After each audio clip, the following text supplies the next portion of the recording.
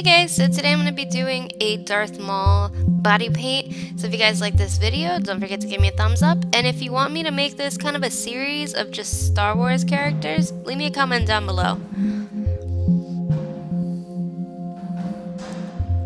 So the first thing that I did was I started off by drawing my horns. For this, I would just look at a picture just to kind of get an idea of where they're supposed to be. If you're going to have a bald cap or any prosthetic horns, you can kind of skip this and just glue them on. That's completely up to you. And then what I did was I started putting in the red, just because I'm going to draw all the black lines and do some things later. And this just makes my life a lot easier. So go ahead and paint anything that you're going to have exposed. For this, I wasn't sure how much I was actually going to be showing in this tutorial, whether I was going to paint my chest and stuff.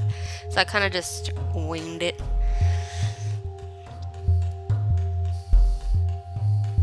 And I also left a gap for where I was going to draw in my eyes, since I don't have contacts that match what his eyes look like. So if you are going to be wearing contacts, you can kind of skip that part. Now, this part was definitely a lot harder to do without a picture, so I would just look at a picture, and what I did was I started drawing out all of the lines, kind of giving myself an outline of what I would need to fill in later, and it did help a lot.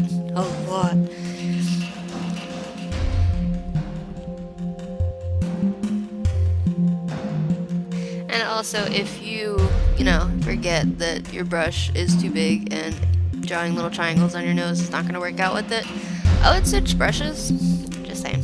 And around the horns, you're going to want to leave a little bit of a gap of red, because he does have red kind of around the horns, but we still want to make it look 3D, so we're not going to have it like all the way around, you know what I mean?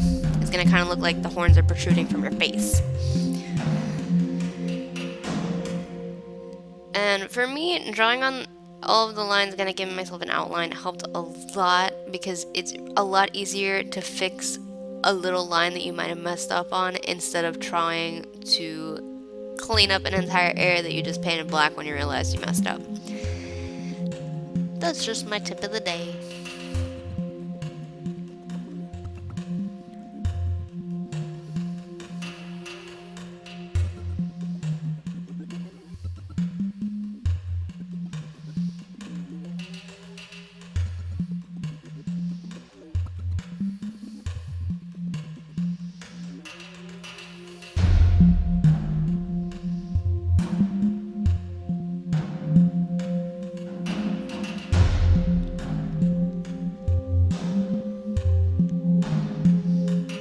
And you're also going to want to kind of draw in where you're going to have your actual eye socket thing, and you can start kind of lining your eye around, just so you can kind of get that out of the way.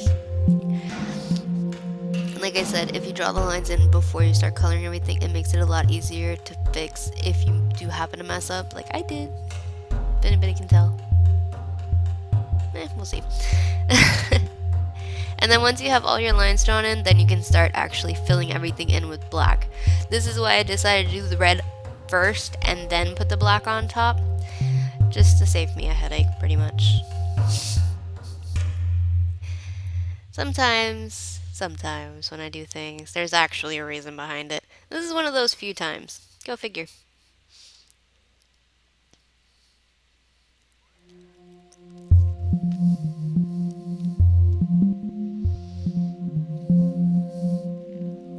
And once you start putting the black in, it really starts to come together, and like, I don't know, to me it was hilarious how much it actually started to come together once I started filling in the black areas.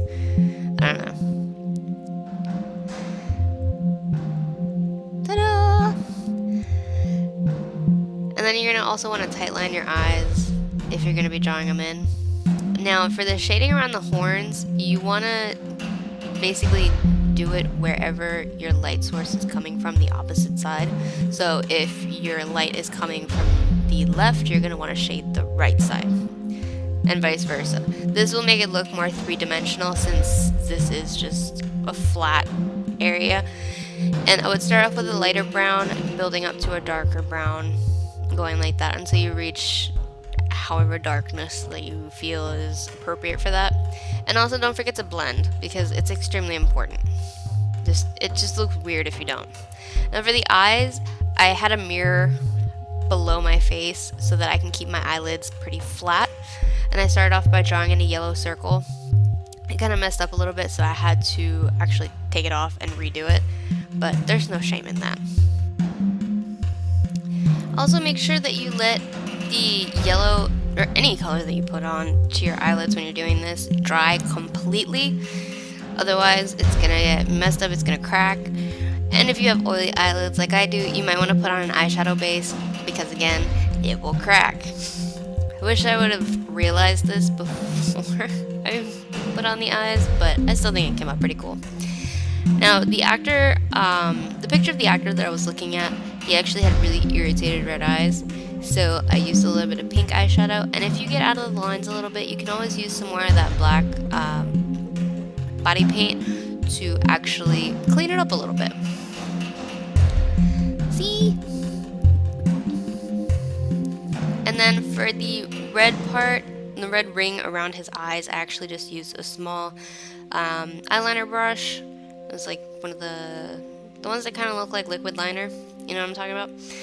I used that and just drew little dots just to make it a little bit more like blurred and not just like, oh, she drew a ring around her eye. And I thought it actually came out pretty cool. And then for the actual pupil or iris or whatever that black part of your eye is called, try to look at one spot when you do both of your eyes. Otherwise, you're going to wind up a little cross-eyed or cockeyed like I did. I still think it came out pretty cool, but, you know, things happen. Whatever. I still like it.